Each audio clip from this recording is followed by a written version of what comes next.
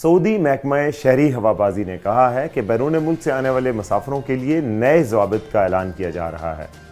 سبق web site کے مطابق محکمہ نے کہا ہے کہ ان ضوابط کا تعلق ان ممالک سے ہے جہاں سے براہ راست پروازوں کی اجازت ہے۔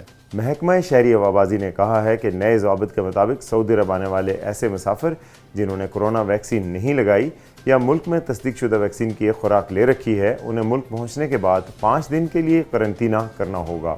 ایسے مسافروں کو ملک میں آنے سے 72 گھنٹے قبل PCR کرنا ہوگا، جبکہ ملک میں آنے کے 24 گھنٹے کے بعد دوبارہ ٹیسٹ کرنا ہوگا۔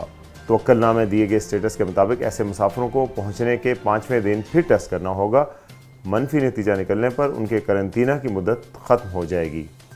ادارے نے کہا ہے کہ سعودی عرب کے لیے براہ راست پروازوں والے ممالک سے آنے والے ایسے مسافر جنہوں نے عالمی ادارہ صحت میں درج شدہ اور سعودی عرب میں غیر درج شدہ ویکسین لے رکھی ہے یا عالمی ادارہ صحت میں غیر درج شدہ اور سعودی عرب میں بھی غیر درج شدہ ویکسین کی 2 یا 1 خوراک لے رکھی ہے، ان کے لیے ضابطہ یہ ہے کہ وہ آنے سے 72 گھنٹے قبل PCR کرائیں گے۔ سعودی عرب پہنچنے پر انہیں 5 دن قرنطینہ کرنا ہوگا، جبکہ 24 گھنٹے کے بعد انہیں دوبارہ PCR کرنا ہوگا۔ منفی نتیجہ آنے پر توکلنا اسٹیٹس کے مطابق 5ویں دن انہیں پھر PCR کرنا ہوگا۔ منفی نتیجہ آنے پر ان کا قرنطینہ ختم ہو جائے گا۔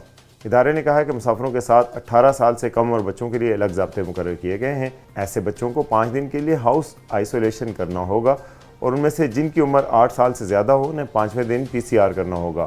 18 سال سے زیادہ عمر کے افراد کو قرنطینہ کرنا ہوگا، جس طرح بڑی عمر کے مسافر کرتے ہیں۔ ادارے نے کہا کہ نئے ضابطوں کا اطلاق جمعرات 23 ستمبر سے دوپہر 12 بجے کے بعد ہوگا۔